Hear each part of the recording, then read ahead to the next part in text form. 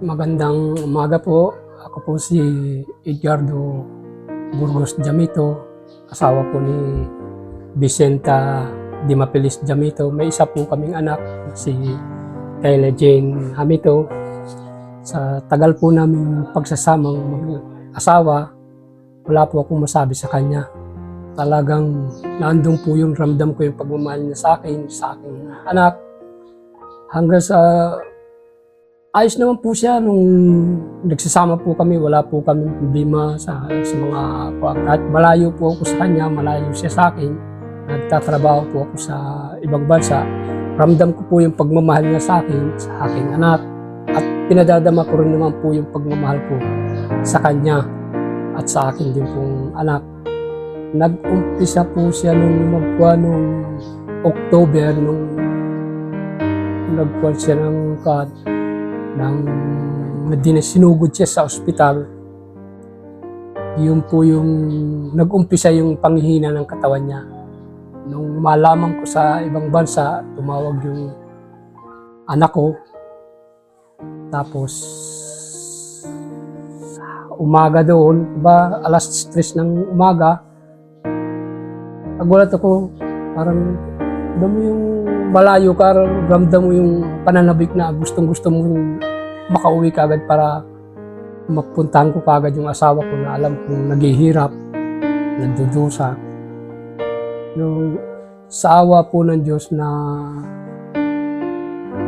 nakailang buwan siya sa ospital, medyo naka-recover siya hanggang sa nag-desisyon ako at pinauwi din ako ng mga kapatid ng asawa ko na umuwi.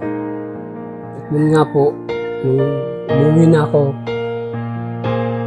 nadatingan ko yung asawa ko, talagang ika nga ay Diyos na ang bahala sa kanya at magbibigay ng panigbagong buhay at sa kanya. Kaya sabi ko sa akin sarili na kahit anong hirap, makapiling ko lang ang asawa ko, kahit pagsimulan ko lahat, gagawin ko. Dahil alam niya na kung gaano ko siya kamahal. Kahit ako malayo, pinadadama ko sa kanya yung pagmamahal ko, yung suporta ko sa kanilang mag-ina, na kahit na alam kong masakit na hindi ko siya madamayan dahil nasa malayo ako. Kaya sa isang araw, halos 3-4 ko siyang binibidyo call. Kumusta? Kumusta ba yung kalagayan mo? Ano bang kuwan mo? Hanggang sa pati yung anak ko sa pag-aaral niya, tinatawagan ko. Umuwi na ako ng September 30. Doon ko na siya naramdaman ko na lungkot, saya, dahil sa nakita ko sa kanyang katayuan. At ganun din naman siya, wala akong masasabi sa asawa ko. Ang tawag nga sa kanya dito ng mga pinsan niya, mga apo, ninang ng lahat eh. Sa bait ng asawa ko, talagang wala akong masasabi sa asawa ko. Yung isang araw na pagdating ng December, yun ang pinakamasayang araw namin pamilya, asawa ko. Pinakita ko sa kanya kung ano ko siya kamahal. Hindi kami, picture-picture hanggang sa bagong taon. Lahat po ikinuha namin para lang, sabi ko, nandito ako, pakikita namin mag-ama ng anak ko. Ganun kami sa kanya, mahal na mahal namin siya. At ganun din naman po siya, talagang wala akong mako sa asawa ko, talagang kahit naghihirap siya, lumalaban siya para lang makapiling niya pa kami. Hanggang sa dumating ng araw ng April 25, nasa ibang bansa na po ako noon, sa bansang Qatar, na isang araw gumising ako ng madaling araw, alas 2. Pagbukas ko ng kuwan ko, nakita ko yung tawag ng anak ko. Doon pa lang kinabahan ako. Sabi ko, Diyos ko po, wag naman sana. Ayun, hanggang sa tumawag yung anak ko, sinabi namin pumanaw na ang pinakamamahal namin ang aking asawa, ang ina ng aking anak. Na masakit na hindi ko maintindihan kung anong gagawin ko, kaya gumawa ako ng paraan para makauwi kaagad. Hanggang ngayon nga kung makita ko siya, masakit man, at least nakikita ko siya na yung paghihirap niya na natapos na rin. Sa araw-araw na pagbibideo call namin sa loob ng isang araw, 3, 4, nakikita ko siya na halos hindi na siya makaakuan. Pero lumalaban siya. Ramdam ko na gusto niya pang madagdagan yung buhay at na makasama pa rin kami ng aking asawa. At ang lagi niyang kinukuhan itong aking anak na gabayan ko at yun naman ang pinapangako ko sa aking asawa na si Vicenta, na kung ano yung pagmamahal niya at pagmamahal niya sa kanyang anak, gagawin ko yun para lang sa pagmamahal namin sa kanya. Yan.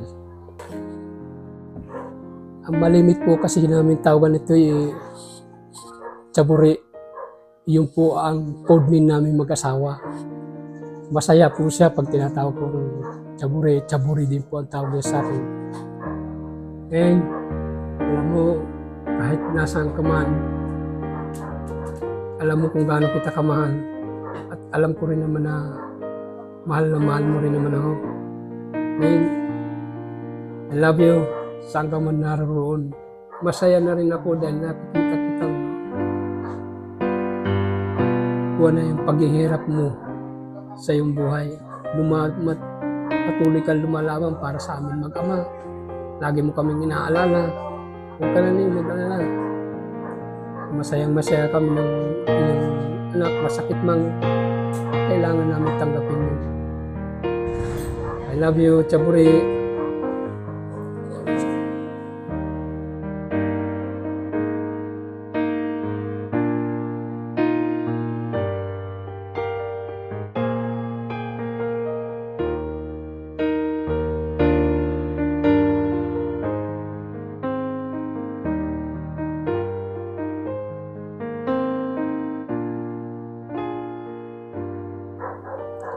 Magandang araw po.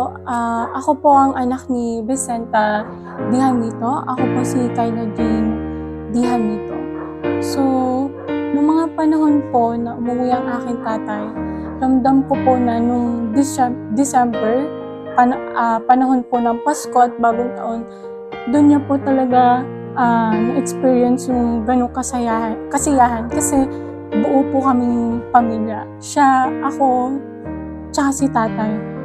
Nagkataon pa na nung Bagong Taon na nagtampo sa amin si inay kasi akala niya hindi kami nagpo-focus dun sa celebration namin, pero tuwang-tuwa kami nun ni tatay kasi buo kami na magpapasko at magbabagong taon. Tapos nung umalis si tatay para bumalik sa ibang bansa para asikasuhin yung pag-aaral ko, suportahan. Ako yung naiwan dito at sinikap ko na asikasuhin si inay.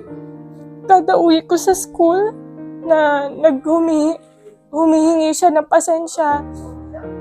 Tinatanong ko napapagod na ba raw ako sa pag-aasikaso sa kanya. Kung nagsisisi ba raw ako na siya yung maging inay ko. Inay, never ako nagsisi na ikaw yung naging inay ko kasi ramdam na ramdam ko yung pagmamahal mo sa akin. Hindi lang sa akin, kay tatay, sa mga pinsan ko.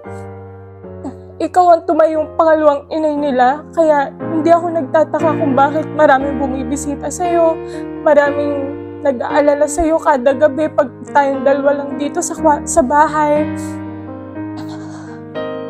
Ngayon na nasa huling hantungan ka na ng buhay mo, hindi na ako nag-worry pa kasi alam ko na natapos na yung paghihirap mo. Sa ilang buwan na naghirap ka sa sakit na dinadala mo mula nung bata pa ako hanggang ngayon.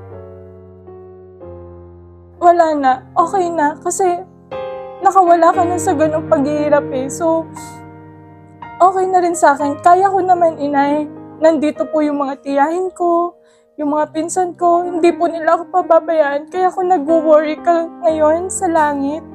Kung sino mag-aalaga sa akin, huwag kang mag-alala kasi madaming mag-aalaga sa akin. Nandito si tatay, si Chates, kakang Emo, sina kakang Lilian, sina Kuya Embet, sina Ate Jace. Huwag kang mag-alala. Mahal na mahal kita, inay. Hindi ko pinagsisihan na ikaw ang naging inay ko.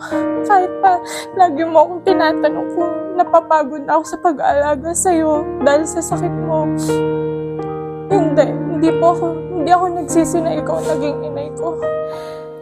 Lead me, Lord,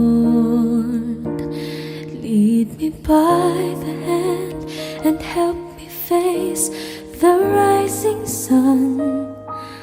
Comfort me through all the pain that life may bring. There's no other hope that I can lean upon.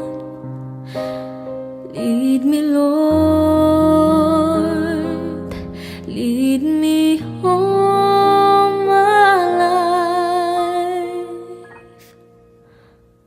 Walk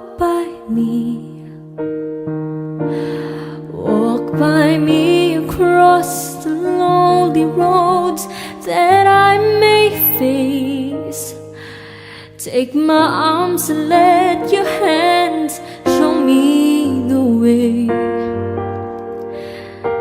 Show the way to live inside your heart all my days. All my life. You are my life. You're the lamp upon my feet.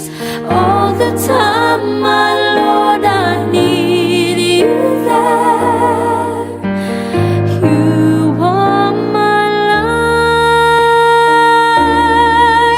I cannot live alone. Let me stay by your guiding love all through my life.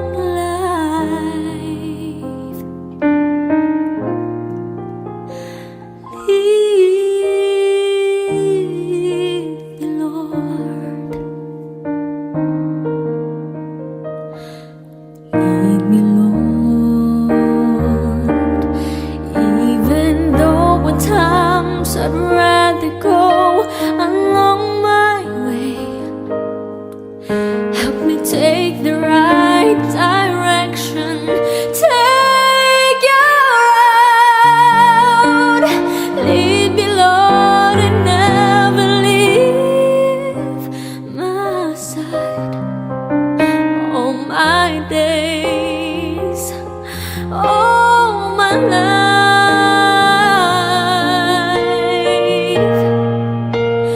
You are my light.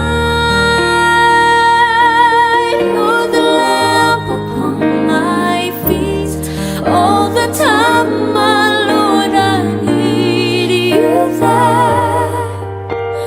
You are my light. I cannot live alone. Let me stay by your guiding love all through my life. You are my light.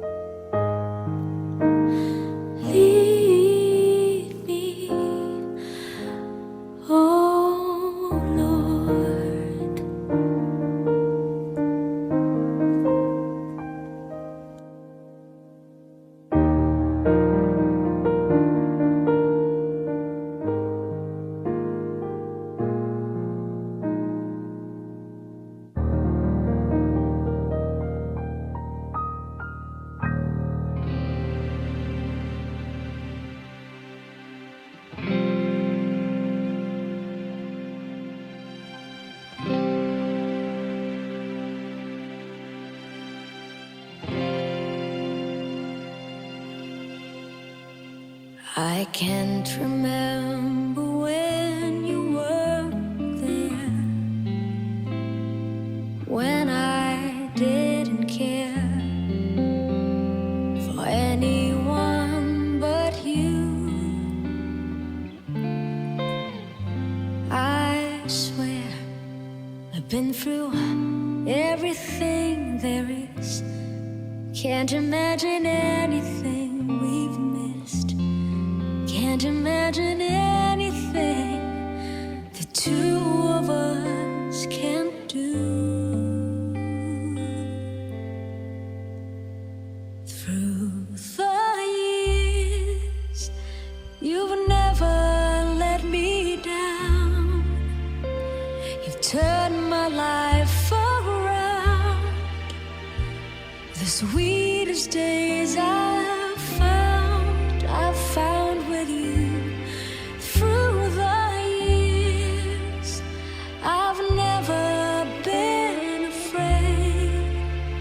I've loved the life we've made, that I'm so glad I'd stay right here with you. Through the years.